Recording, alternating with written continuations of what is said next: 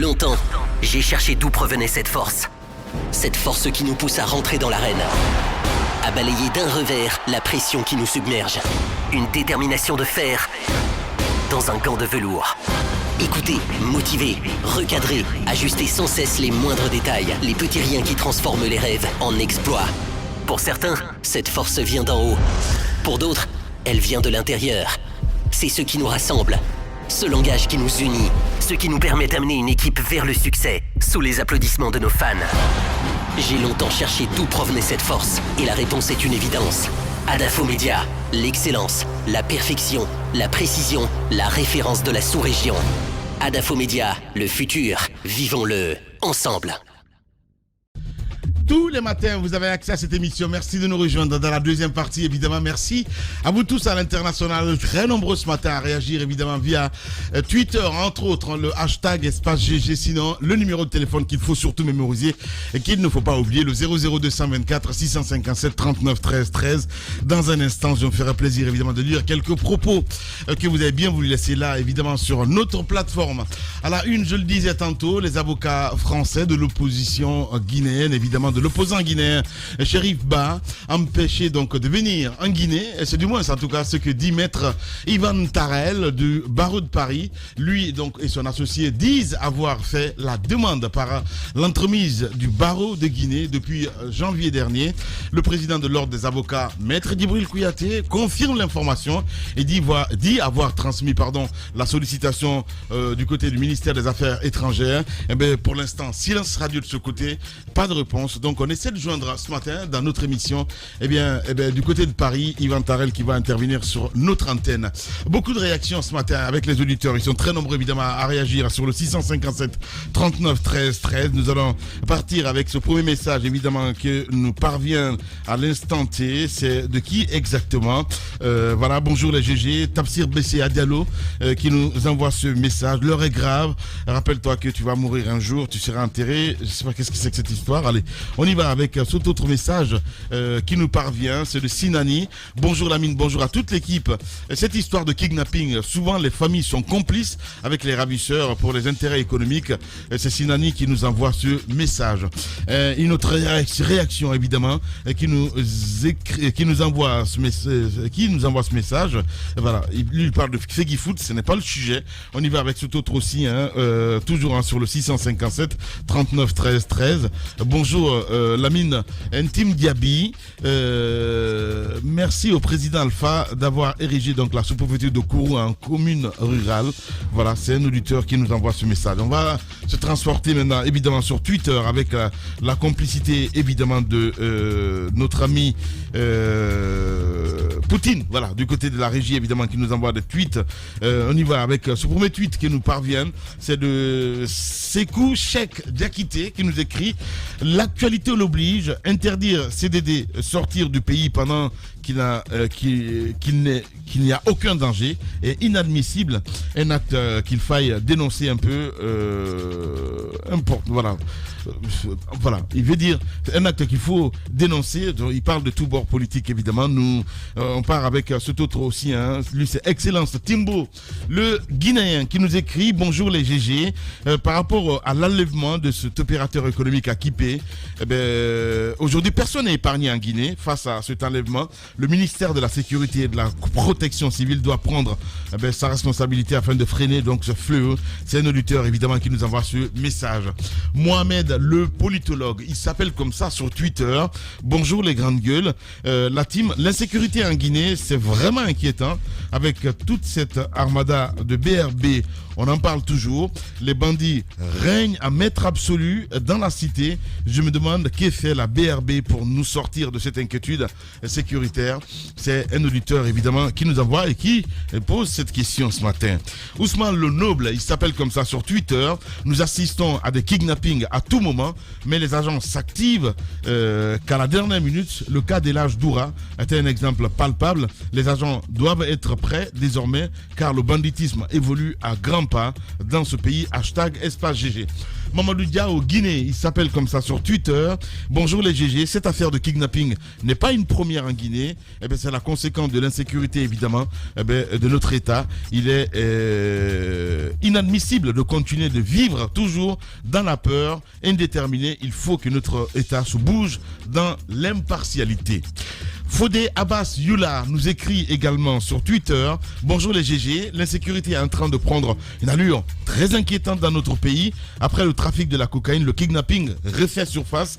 Après un moment, d'autres trouvent la mort dans les conditions jusque-là non élucidées. #espace GG. Toujours sur Twitter, Sekoumar Bolé, il s'appelle comme ça sur Twitter, un auditeur fidèle évidemment de cette émission. À partir du moment où les forces de sécurité utilisent les mêmes méthodes que les bandits pour arrêter donc les citoyens, s'il y a un enlèvement, je pense qu'ils seront forcément parmi les suspects.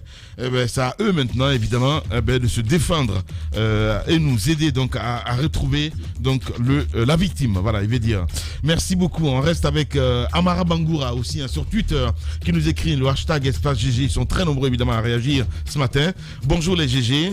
Notre pays est un modèle reconnu dans les situations d'insécurité. L'État doit faire preuve d'existence face à qu'est-ce qu'il veut dire d'existence face à ces actes de barbarie. Pour preuve, les coupeurs de route sur la nationale Conakry-Fria, #espace GG. Youssef Kaba aussi qui nous écrit: le phénomène de kidnapping devient angoissant en toute vérité. S'il arrive que les services de sécurité agissent de la sorte pour des raisons qui leur sont propres, ils doivent par la suite informer la famille.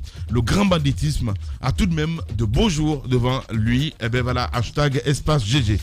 Aboubakar H6C aussi qui nous écrit sur Twitter: l'insécurité devient de plus en plus une réalité à Conakry avec les enlèvements récurrents des opérateurs économiques et grandes personnalités de ce pays. La police et la gendarmerie doivent assumer donc leur mission régalienne. #espace GG. Lui c'est Kafumba Ramos Komara sur Twitter et aussi qui nous écrit: bonjour les GG, depuis 10 ans personne n'est en sécurité dans ce pays. Qui sait si ces bandits sont en complicité avec nos forces de l'ordre qui terrorisent donc la population. L'interdiction de voyage du président Selou est une dictature de trop. #espace GG. Noumou, et je termine là-dessus, qui nous écrit également sur Twitter: quelle a été, voilà, il pose la question, quelle a été la suite des enquêtes concernant les ravisseurs de Vieux-Doura? Il pose la question, s'ils étaient jugés devant tout le monde, je pense qu'on pouvait éviter évidemment ces enlèvements. Force et courage à la famille d'Ansoko. Évidemment, ce matin, c'est Noumou qui nous envoie ce message. Voilà, sur le #GG. Et un dernier message, évidemment, c'est notre ami Alpha Moussa Makadabi qui nous écrit sur Twitter, par SMS, qui nous envoie ce message. Bonjour les GG, bonjour à toute l'équipe. Au conditionnel ou pas, il serait prématuré pour Antoine d'indexer la police au regard du passé. Les proches dans les familles sont les principaux responsables des enlèvements, mais pensez aux frères d'Ansoko évidemment. Alpha Moussa Makadabi qui nous envoie ce message. Avant de continuer évidemment, on parle de ce blocage hier du côté de l'aéroport de Conakry et Bessia de Seloudan Diallo, mon cher Ahmed Kourouma. On a appris hier, de ce côté. Nadia aussi qui est intervenue d'ailleurs sur notre antenne hier dans le journal de 18h, je pense bien. On se dit, c'est juste pas normal parce qu'il était déjà installé dans l'avion. Oui, tout à fait. C'est ça à bord. Oui, non, alors, bon, pour une fois, je vais défendre Monsieur Seloudan Diallo. C'est pas normal. Pour une fois, oui, pour une fois, c'est pas normal. Ouais. L'État nous doit des explications lorsqu'elle interdit à un citoyen guinéen de voyage. C'est le privé de sa liberté. Je rappelle quand même que l'article 13 de la Déclaration universelle des droits de l'homme stipule que la liberté de circuler est le droit pour tout individu de se déplacer librement dans un pays, de quitter celui-ci et d'y revenir. Donc, qu'on empêche M. Seloudan Diallo de voyager, qu'on attende même qu'il monte dans l'avion, je ne sais pas ce qui s'est passé au niveau de l'aéroport, parce qu'on aurait pu déjà lui il était monté à bord, voilà, parce que moi hier j'ai écouté l'interview de Bouler Ferré et Nadia, c'est la chef de cabinet du côté de l'UFDG. Donc, qui disait qu'ils étaient déjà installés à bord. Oui, tout à fait. Ils sont venus maintenant pour les interpeller. Bon, apparemment, d'après ce que moi j'ai compris, c'est qu'il aurait voyagé avec son passeport ordinaire et que c'est pour cela qu'il y a eu. Oui, ça c'est une information que moi j'ai eue. Il aurait voyagé. Cela étant, c'est l'État, lorsqu'elle interdit à un citoyen guinéen de voyager, donc de se mouvoir, donc d'user de sa liberté, c'est quand même important, doit des explications à la nation. On ne peut pas interdire à M. Cellou Dalein Diallo de voyager sans qu'il y ait, alors pour le coup, je rejoins mon petit frère Antoine, sans qu'il y ait une communication autour et qu'on nous explique le pourquoi de cette interdiction-là. C'est à mes yeux une faute grave. Voilà, très grave. Et ça persiste, ça continue. Ce matin, j'ai eu un baron du côté de le parti au pouvoir qui disait non, mais même la lettre n'est pas authentique, mais Daouda Mohamed va nous éclairer tout à l'heure la lanterne. Allez-y. Pour ce qui est du cas Cellou, je me dis qu'il y a c'est lié à une affaire judiciaire en cours. On m'apprend que le procureur jusque-là ne l'a pas encore entendu. Vous avez suivi avec Sidia Touré qui a été entendu par le procureur. Également, je crois... Entendu? Oui, entendu. On les avait empêchés de sortir du pays à l'époque. On les a entendus après par rapport à ce qui leur a été reproché dans l'enquête liée à l'arrestation des détenus actuels. Il y a ce dossier qui est en cours. On m'apprend que Cellou jusque-là n'est pas encore entendu dans le dossier. Donc en attendant que l'enquête ne s'achève, il ne peut pas sortir du territoire national. Encore une fois, c'est une violation de ses droits, certes, mais on m'apprend que le fait de l'empêcher de sortir du pays est lié à une enquête judiciaire. Parce que il y a eu des violences post-électorales au cours desquelles il y a eu des morts. Il y a eu des dégâts matériels importants et il y a des noms de personnes citées dans le dossier qui reviennent incessamment. Il y a eu Sidia Touré, il y a eu Abessila qui à un moment donné ont été empêchés de sortir, mais puisqu'ils ont été entendus par la justice, on les a autorisés à quitter le pays. Pour le cas Cellou, on ne sait pas pourquoi jusque-là il n'est pas entendu, parce que ça prend du temps tout de même. Mais ce qui s'est passé hier, pour moi, c'est une forme d'humiliation. D'humiliation, il faut le dire. On ne peut pas accepter qu'il remplissent toutes les formalités. Quand même, les formalités qu'il est déjà à bord. Qui prennent place à bord de l'avion. Et que le pilote, parce que le message est venu du dehors, en disant au pilote de demander à Cellou de quitter l'avion. Et à mon avis, son acte a été un acte de politesse. Parce que pour moi, il aurait pu jouer les rebelles en refusant de quitter l'avion. Évidemment. Mais il a accepté de quitter l'avion sous la demande du pilote. Et à ce niveau, je me dis que les autorités doivent revoir leur méthode. Lorsque Cellou interdit de quitter le pays, il faut une communication officielle. C'est frustrant. Nous dire clairement que quand Cellou ne peut pas quitter la Guinée, parce que. Et si on ne le dit pas, et qu'il y a silence radio, mais le monsieur, il est en Guinée, il ne peut plus bouger du pays. C'est important que nous sachions ce qui lui est reproché. Aujourd'hui, il est entre quatre murs chez lui à la maison, il va dans les mosquées et autres à Conakry, il se promène un peu, alors qu'il a aussi envie de sortir du pays. Il partait pour représenter l'international libéral en Côte d'Ivoire pour les obsèques d'Ahmed Bakayoko.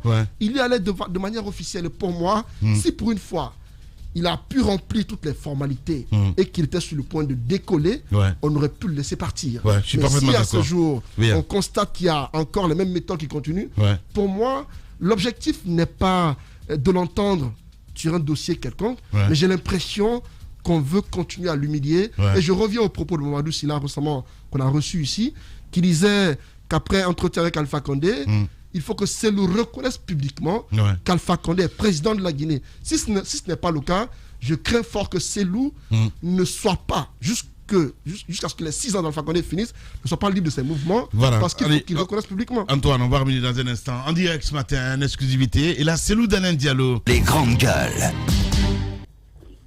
Bonjour, Koto Cellou. Bonjour.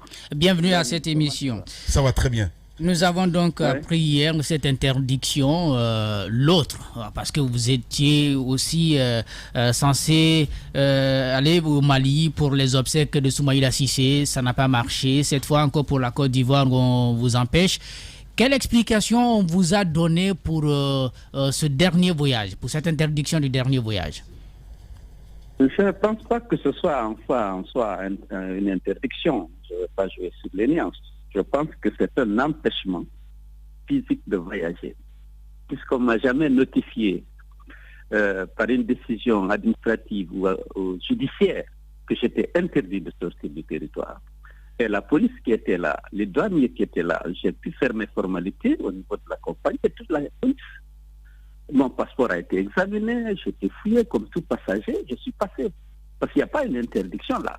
J'ai trouvé un collaborateur d'Alpha Condé dans l'avion, il a dû l'appeler, et Alpha, selon les informations, était dans tout ça, était en colère, il a donné des instructions de ne pas me laisser partir. Cette fois-ci, j'ai pu faire toutes mes formalités. S'il y avait une liste de gens interdits de voyager, c'est sûr qu'on m'aurait bloqué. Et on aurait dit non, et on aurait peut-être dit, oui, vous n'avez pas, on ne peut pas faire vos formalités. Ouais. Donc, je considère que, comme lorsqu'on a été à la justice pour le bureau, pour le siège, on a dit qu'il n'y a aucune décision. Bien. Ni administrative, ni judiciaire qui ferme les bureaux de l'IFDG et le siège du parti. C'est Alpha Condé qui a décidé, qui envoie des hommes pour empêcher, saccager les bureaux et pour se mettre là. Bien. Ici, ce n'est pas une formation, il y avait une interdiction en soi, mais on me l'aurait notifié à la frontière. Bien. Le président Cellou Dalein Diallo, en direct. Voilà, alors, allez-y Ahmed. Monsieur Dalein, ce collaborateur d'Alpha Condé, qui est réellement, et est-ce qu'à un moment donné, pour un dossier quelconque, oui, c'est la personne. Mais c'est qui exactement? Que Alpha Condé a appris tardivement que je devais voyager. Il a décidé de faire usage de sa force habituelle pour empêcher. C'est qui ce collaborateur qui l'a appelé?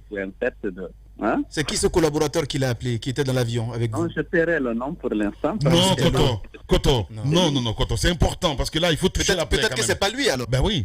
Tout est possible. Oui, ça peut ne pas être lui, disons. De toute façon, moi j'ai fait mes formalités. Je suis resté même 1 heure dans le salon après avoir fait mes formalités. Et j'étais visible là et personne ne m'a arrêté, personne ne m'a interpellé. C'est lorsque je suis arrivé dans l'avion, au moment où on s'apprêtait à fermer les portes pour le décollage, que un haut gradé de la police est rentré directement dans la cabine de pilotage et a fait dire au commandant de bord que je ne pouvais sans doute pas sortir parce qu'il y a eu une annonce. L'équipage a annoncé que nous avons des soucis avec la police des frontières.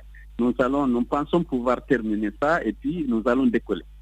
Moi, j'ai soupçonné que ça pouvait être moi.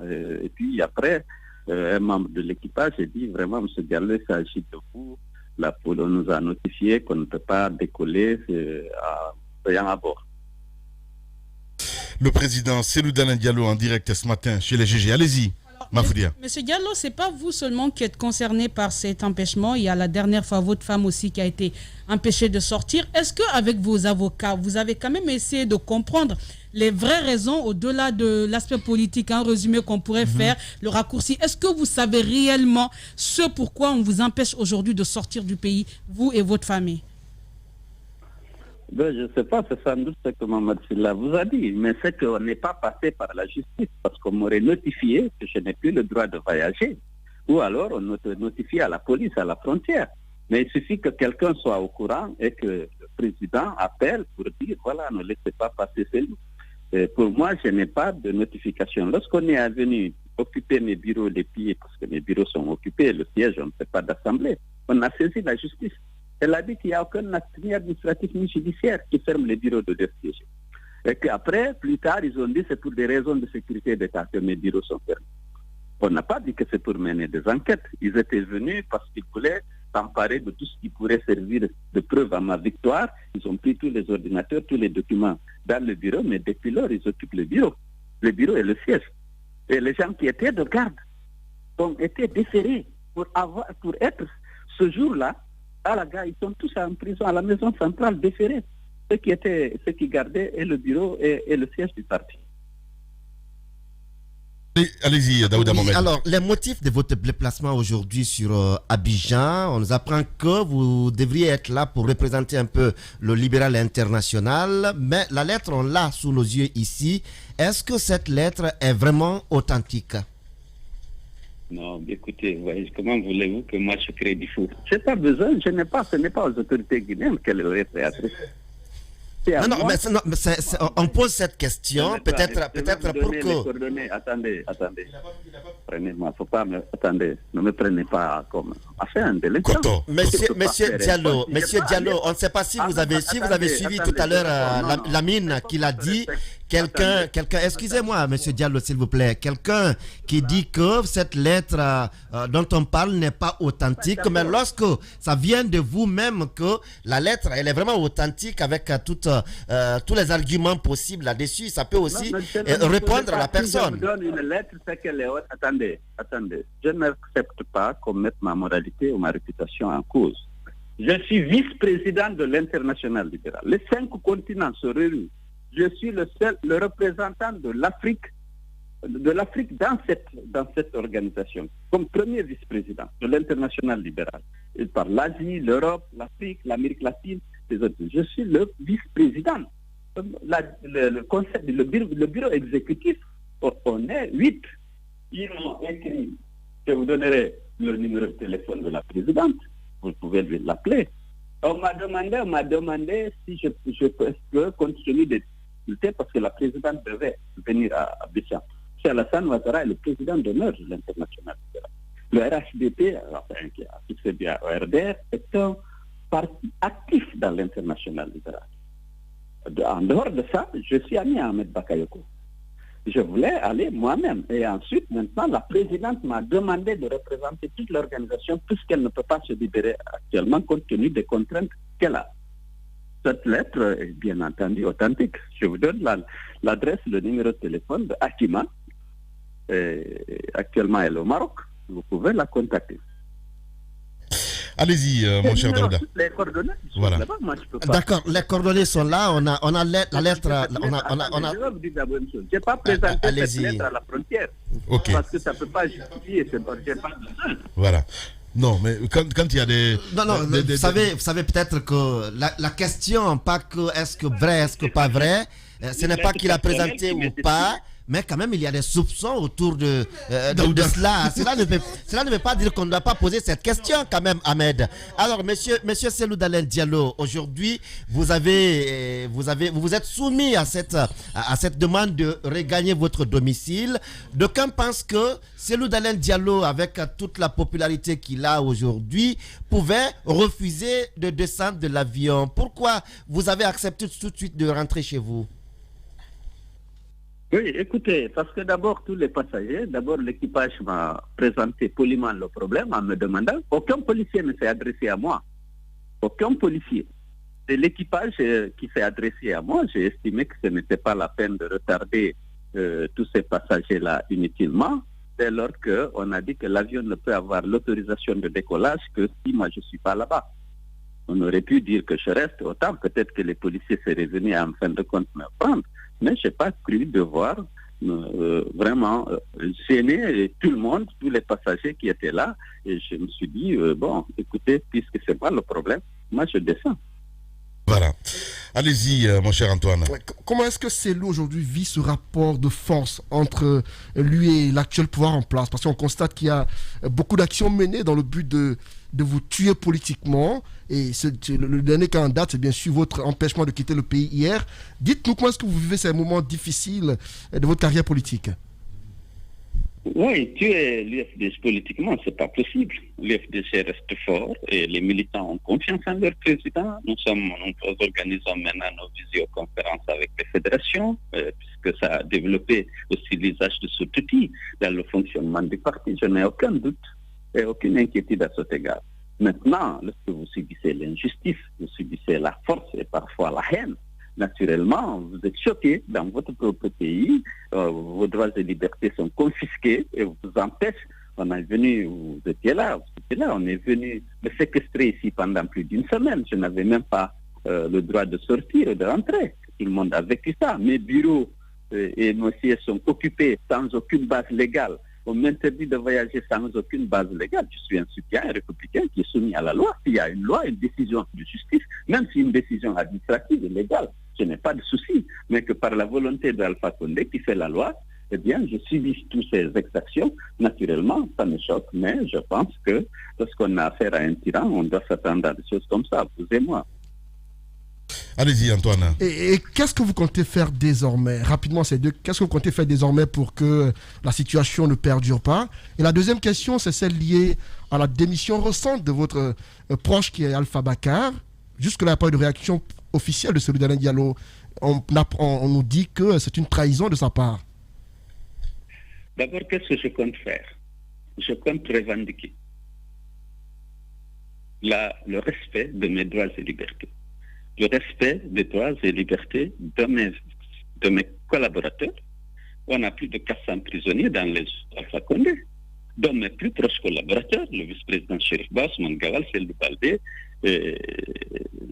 Ablaïba, Ismaël Condé, des gens qui ont adhéré. M'a dit que sans frontières. Leur seul crime, c'est d'avoir adhéré à l'RPG. Ismaël Condé m'a dit que sans frontières.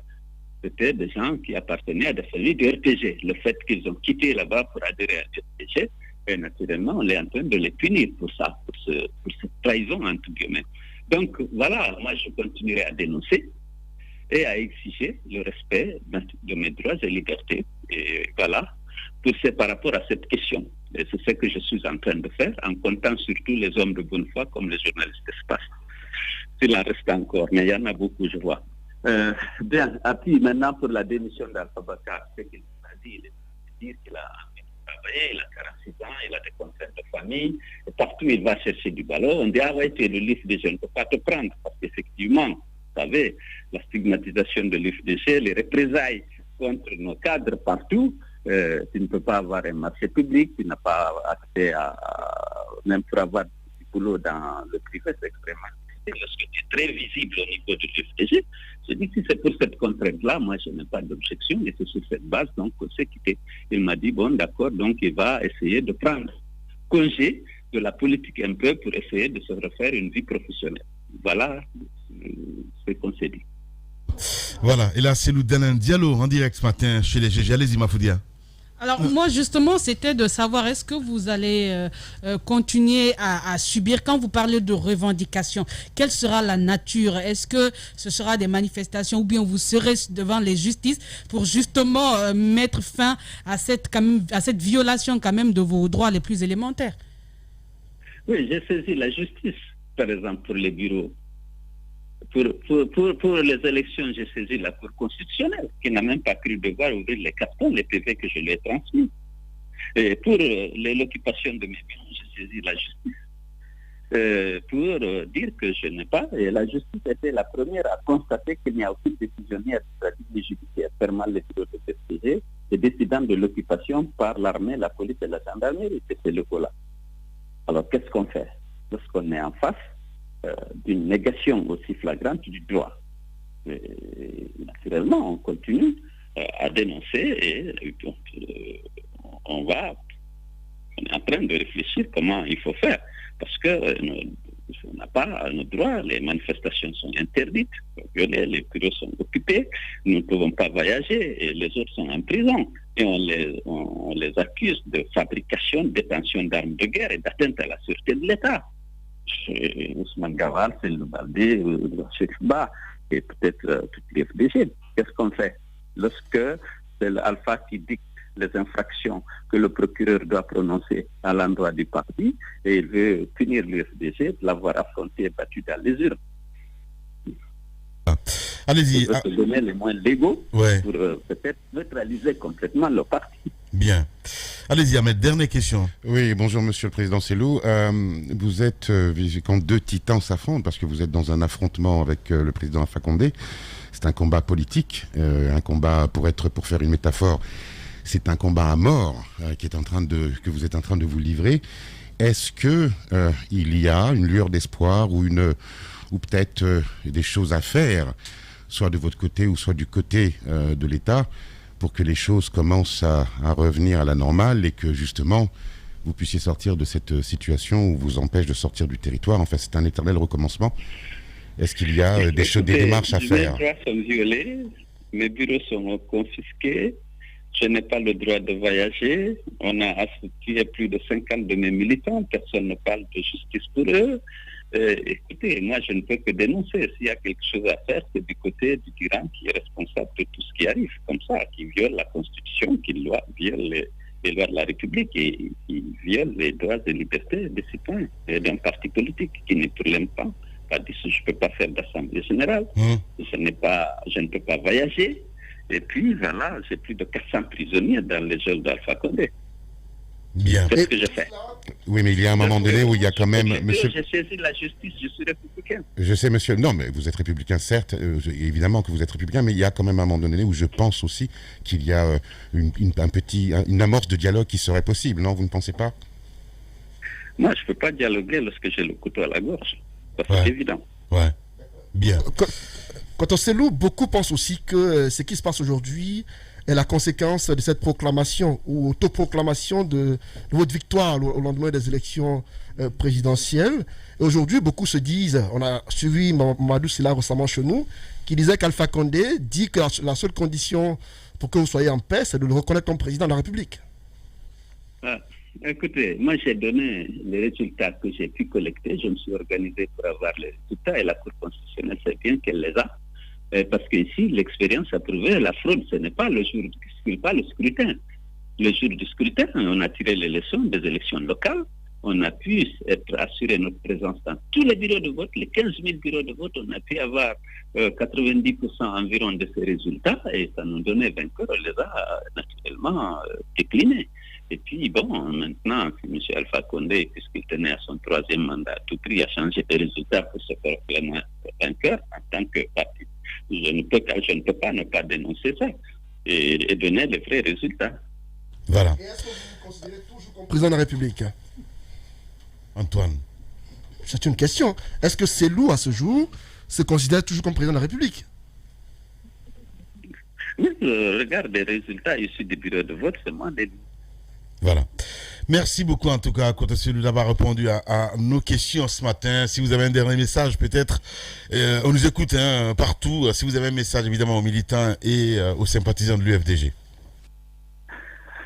Oui, écoute, je ne peux que les encourager. Je sais qu'ils subissent partout les abus de ce pouvoir, mais que ça va passer. On ne peut pas continuer à vivre comme ça au XXIe siècle, dans ce pays. Et que nous sommes là, les défenseurs de la démocratie, les défenseurs de l'état de droit. On doit continuer et persévérer. Ça va être dur, mais ça va finir. Voilà. Merci beaucoup en tout cas d'avoir accepté ce matin notre invitation. Les grandes gueules continuent sur Radio Espace. Il se passe dans la vie politique tant d'événements inattendus, bizarres, que la Guinée paraît fumer la moquette. Chez les GG, la politique, vie de société, les grandes gueules, pour l'intérêt de la Guinée.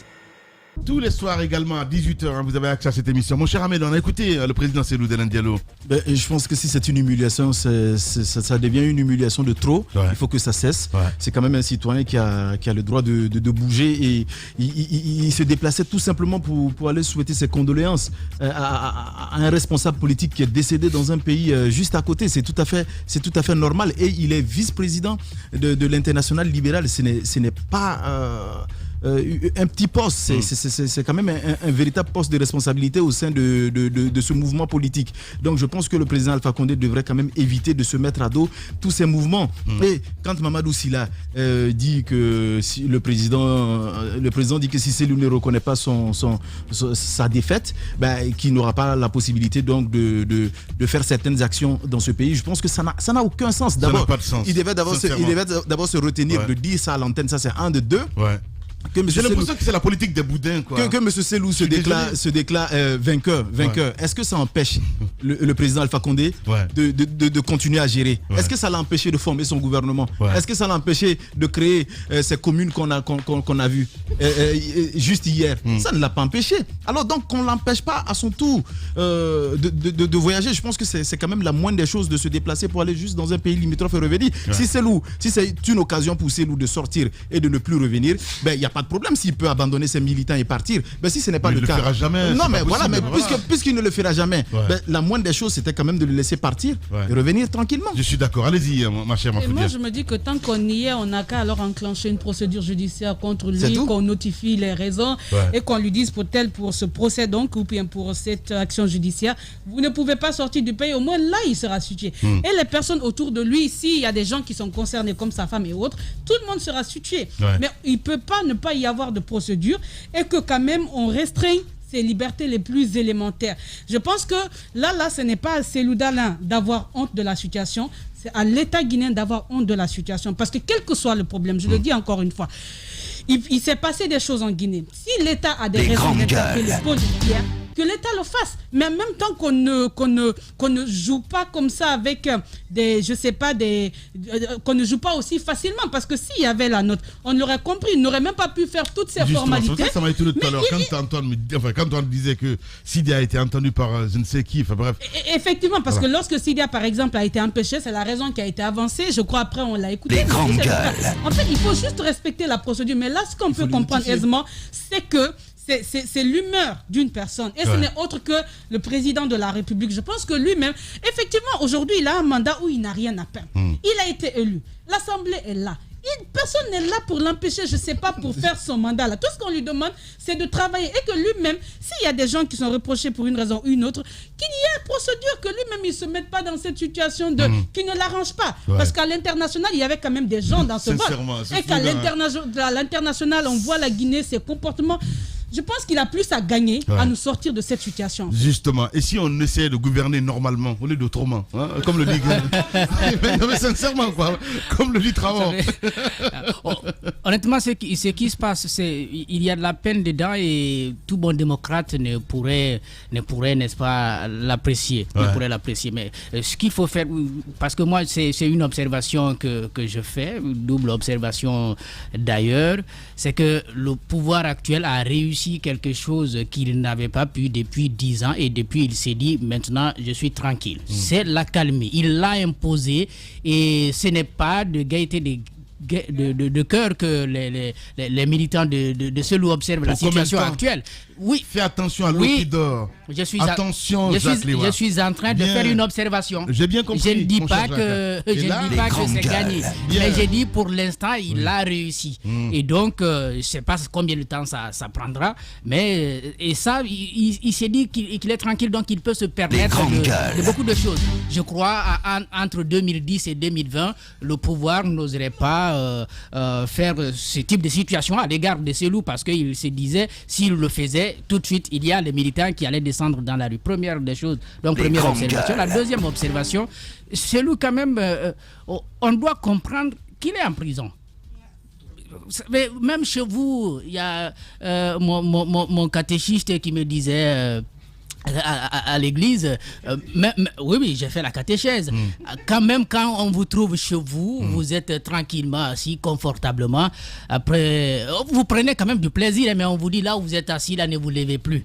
Il dit ça devient une prison. Donc c'est ça. Cellou, c'est la prison. Le fait qu'il ne soit pas autorisé de faire ce qu'il veut est en prison. Et il faut bien trouver un lien entre lui et ceux qui sont en prison. Il y a des reproches qu'on fait à ceux qui sont en prison, et lui peut-être par respect ou pour son statut ou par peur, on le maintient chez lui, sinon peut-être le pouvoir irait jusqu'à le mettre au même endroit que Ousmane Gawal et Cellou Baldé. Je crois que ça, il faut convenir à cela aujourd'hui.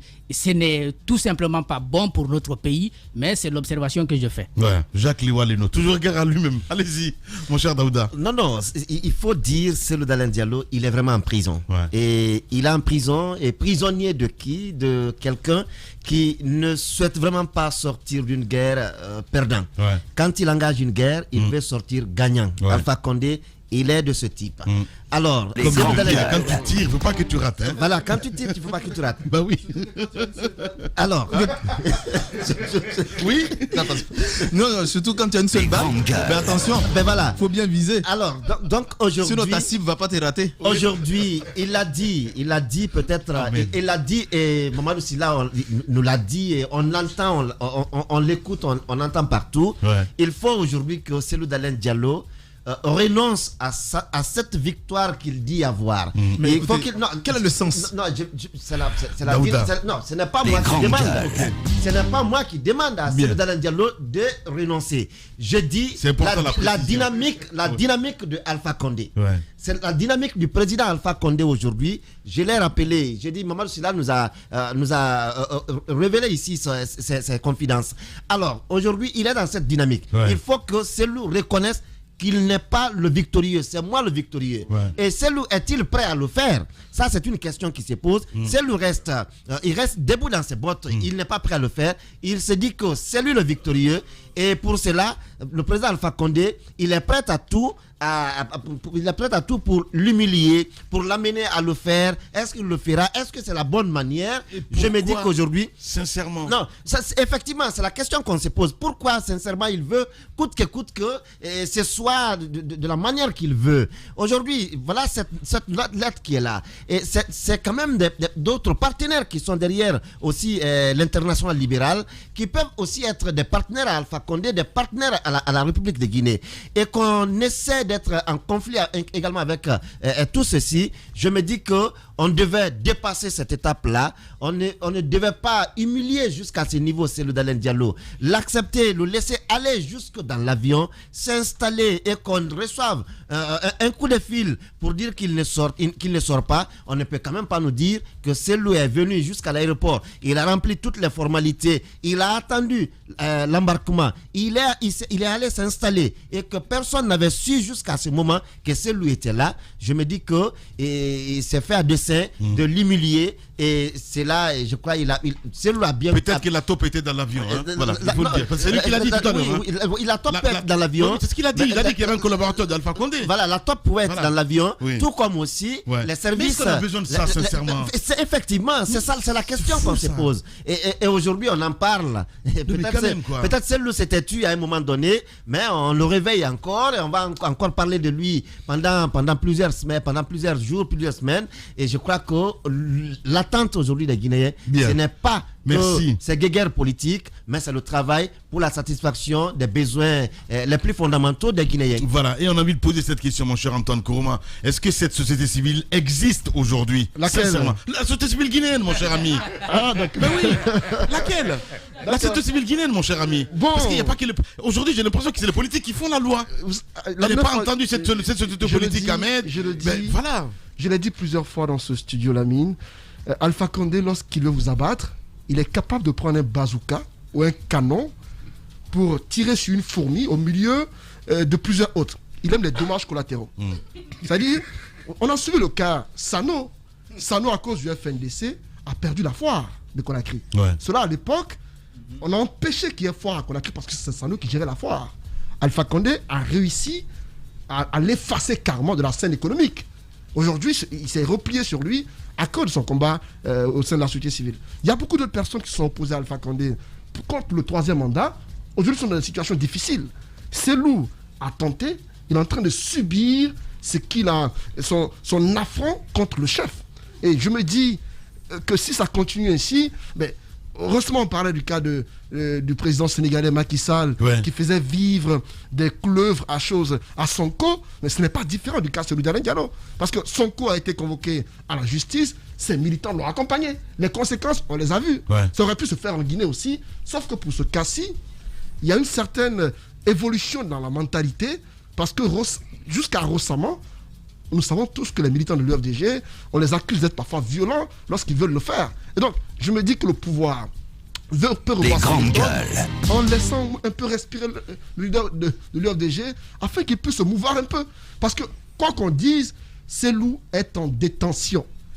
Peut-être que lui, sa détention, l'espace dans lequel il est un peu large par rapport aux autres. Parce que là où il a le droit d'aller, c'est dans les mosquées et dans les funérailles et autres cérémonies de baptême et de mariage. Mais carrément, il n'a pas la possibilité d'aller où il veut au-delà du territoire national. Je me dis qu'Alpha Condé le détient en prison pour ses opinions, pour ses actions de par le passé. Et cela peut changer si, bien sûr, les personnes de bonne volonté s'engagent afin de rapprocher les positions. Les personnes de bonne volonté. Mais il a dit qu'il ne peut pas négocier quand il y a le couteau sur la gorge, évidemment. Donc ça devient compliqué. Allez-y, Ahmed. Allez-y, Ahmed. Oui, non, mais juste... Allez-y, Antoine. Pardon, allez-y, Ahmed. Moi, Ahmed. Antoine Kourouma. Non, mais c'est marrant comment le sujet Cellou Dalein Diallo enivre les passions. Les grandes gueules. Ahmed, tu disais tout à l'heure que le président de la République était un guerrier, et mon père qui faisait partie de la génération. Il aime trop Ahmed aujourd'hui. Oui, mais je l'adore. Tous ceux qui le soutiennent dans sa propos, non, parce que tu sais, on est deux diaspos, donc on se comprend très bien. Allez-y. Bon, bref, donc je disais que mon père, qui était la même génération que le président Alpha Condé, m'a toujours appris en me disant: Ahmed, ne commence jamais une guerre, mais je t'interdis de ne pas la finir. Et c'est ce que le président Alpha Condé est en train de faire. Il n'a pas commencé une guerre, mais il est en train de finir, comme on dirait, avec son opposition. Maintenant, je trouve malheureusement déplorable qu'on donne l'occasion à l'opposition, et notamment au Koto-Selou, de lui donner l'opportunité de se placer encore une fois en victime. Parce qu'effectivement, il y a des manquements. Selou, on peut lui reprocher beaucoup de choses, mais c'est un républicain. C'est un républicain. L'homme qui t'a entendu, qui t'a écouté ce matin, parce qu'à dire que comment je peux négocier le couteau sous la gorge. Oui, on ne peut pas négocier quand il a raison. On ne peut pas négocier quand on a le couteau sous la gorge. C'est une vérité absolue. Et il a actuellement le couteau sous la gorge, puisque ses militants ses cadres sont emprisonnés, son siège est, comment dirais-je, fermé, scellé. Comme il l'a dit, ils ne peuvent pas faire d'assemblée générale. Donc il a effectivement, on lui a mis le couteau sous la gorge, voire même on a commencé à enfoncer la lame dans la gorge.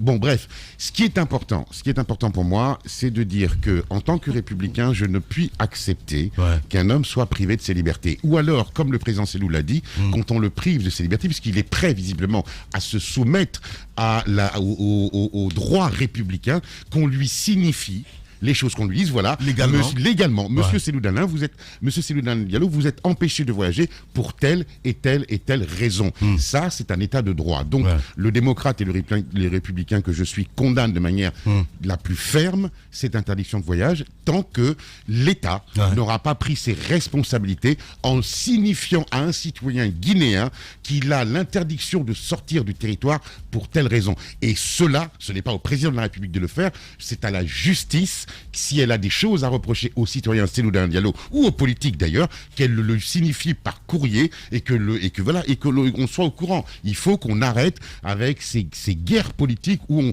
on prive un homme de ses libertés, et ça, pour moi, ça me paraît inacceptable. Allez-y, ma chère Mafoudia. Alors, ces 2 dernières années, le président n'a pas fait que fatiguer l'opposition ou éteindre l'opposition. Le président aussi a réussi quelque chose côté société civile. Tu as bien fait de poser la question aujourd'hui sur la société civile, parce que dans beaucoup de pays, lorsque ça corse comme ça, il y a quand même une entité sur laquelle on a vu le Sénégal doit pouvoir... récemment. Exactement. Voilà. J'ai été émerveillé de voir que malgré la libération de Sonko, il y avait une forte mobilisation qui était prévue, je crois, c'était le vendredi 13 dernier. Et qu'il a fallu qu'un chef religieux appelle les organisateurs pour que tout se termine, et que Macky Sall même revienne un peu sur terre, qui est accalmé de part et d'autre, mais partout, parce qu'il y avait quand même une voix qu'on est capable d'écouter. Et c'est ce qui manque aujourd'hui en Guinée. Le président de la République, avec la société civile, à un moment donné, on a vu une société civile de la mouvance, une société civile de l'opposition. On ne savait plus quelle société civile pour simplement la population. C'est-à-dire qui n'était pas là pour un président ou qui n'était pas là pour un leader politique de l'opposition. Je pense que on a encore le temps de se remettre en cause. La remise en cause qu'on demande, ce n'est pas seulement que pour l'opposition. Les Guinéens doivent pouvoir se remettre en cause, parce que la société civile, c'est toutes les entités. Mais comment on peut se remettre en cause quand le président ne vous respecte pas, vous insulte, Mafoudia, à un moment, ça commence à bien faire. Non, désolé. Avec le président de la République, on a déjà un fait. C'est difficile de le changer. Donc, on le laisse tel qu'il est. On le respecte parce qu'il est le président de la République. Mais en même temps, non, c'est ce que je veux dire. Laisse-moi terminer. En fait, il a sa nature aujourd'hui qu'on aura du mal à changer. C'est le président de la République. Mais je pense que, quoi qu'il fasse, ce qu'il ne peut pas empêcher, c'est quand même une prise de conscience que tout Guinéen peut avoir. Je pense les Guinéens n'ont qu'à essayer de s'organiser, et surtout lorsqu'ils s'organisent, parce que souvent il y a une organisation, mais au bout, on voit que c'est pour des intérêts. Maintenant, voir comment est-ce qu'on peut s'unir pour l'intérêt de la Guinée. Et en même temps, au niveau des religieux, je finis rapidement. Il faut quand même en Guinée, finalement, qu'on ait quelqu'un qu'on peut écouter. On n'a plus ça en Guinée. Il n'y a plus personne qui peut appeler le président, lui dire: écoutez, monsieur le président, je sais que vous êtes le président de la République, mais voici, ce pays repose sur quelque chose. On a Il va pas revenir ici. Allez-y. Antoine, s'il te plaît, quand on est en train de faire un débat, je pense qu'il ne faut pas nous énerver avec cette histoire de formation. Voilà, parce que je pense que nous, on n'a pas d'exemple à recevoir de la RDC. Ils n'ont qu'à le gérer le Kivu, ils n'ont qu'à le gérer le marché de Matongé là-bas. Il doit même de l'argent à son pays. Je dis, alors, moi, ce que Maf disait, oui. Je comprends bien Maf, mais je pense qu'on a tiré la sonnette d'alarme dans ce pays et on a dit au président de la République d'éviter à ce que ces institutions-là disparaissent. Ouais. Aujourd'hui, il a réussi à malmener l'opposition presque dans sa totalité parce qu'il n'a pas eu tous les leaders, mais presque dans sa totalité. La société civile aujourd'hui malmenée, il n'y a plus de fusibles. Antoine parlait encore de leaders religieux ou je ne sais pas quoi, mais de quel leader exactement il parle? Quel est ce leader-là qui peut lancer un appel aujourd'hui et qui soit entendu automatiquement? Ça n'existait presque pas. Alors je dis que c'est dangereux de tuer toutes ces institutions parce que quand il tue toutes ces institutions, c'est désormais lui et nous face à face. C'est vrai. C'est pourquoi quand il y a quelque chose, on s'offusque, on dit non, tant que le président ne vient pas, on n'arrête pas, ou tant qu'on ne voit pas le président, on arrête. C'est dans cette situation qu'on se retrouve aujourd'hui et c'est dangereux. Très dangereux. Pas bien. Allez-y Jacques, s'il vous plaît. En 30 secondes. Il y a quand même une trêve parce que nous n'allons pas avoir des élections maintenant. Trêve forcée. Forcée. Non mais insiste là-dessus. Pas tout à fait forcée. Mais si, je suis désolé. Pas tout à fait forcée. La trêve dont je parle, la trêve politique, parce que les élections, normalement, si nous devons respecter les dates, il faut en 2023 pour que nous ayons des élections. Et la source de nos problèmes, très généralement, provient des élections. Je pense que c'est une trêve de quelques années qui doit quand même nous permettre, société civile, partis politiques, à travailler davantage sur l'éducation citoyenne. Bien. Ça pourra davantage améliorer les choses, je l'espère bien. Et puis à l'État de travailler, parce que désormais, il n'a plus rien en face, comme on le dit chez nos voisins, c'est maïs. Non, je suis bien d'accord avec Jacques qu'aujourd'hui, parce que moi je ne sais pas si la société civile est en train de travailler sur quelle nouvelle lutte il faut mener. Est-ce que les politiques sont en train de travailler dans le sens de revoir, nous avons échoué ou nous avons gagné à tel endroit, qu'est-ce qu'il faut améliorer? Et le pouvoir également, au lieu de nous envoyer ceux qui doivent à leur pays pour venir nous enseigner quoi, je ne sais pas. Et le mieux serait aujourd'hui qu'on profite de cette fenêtre, de cette trêve-là, pour poser vraiment des jalons, pour poser vraiment des actes réels que la population peut voir et sentir même que les dirigeants sont en train de travailler dans tel ou tel sens. Et également la société civile, les politiques, que chacun soit en train de travailler, que de rester encore à bavarder là, à parler de tout et de rien. Voilà, que chacun joue sa partition. Mon cher Antoine, allez-y. Je veux insister sur cette formation, ce coup magistral. Mais si, je veux insister là-dessus. Parce que c'était humiliant. Ah, le Congolais? Le Congolais. Ok. On envoie un ancien PM congolais limogé après 4 ans de service. On l'envoie dispenser des cours à nos ministres, assis comme des élèves. J'ai vu certains prendre note. Des cours sur quoi? Le leadership et la bonne gouvernance. Mais est-ce qu'il n'y a pas de cadre dans ce pays capable de donner ce cours-là à nos ministres? Et puis, la plus humiliante, c'est lorsqu'on montre cela à la RTG.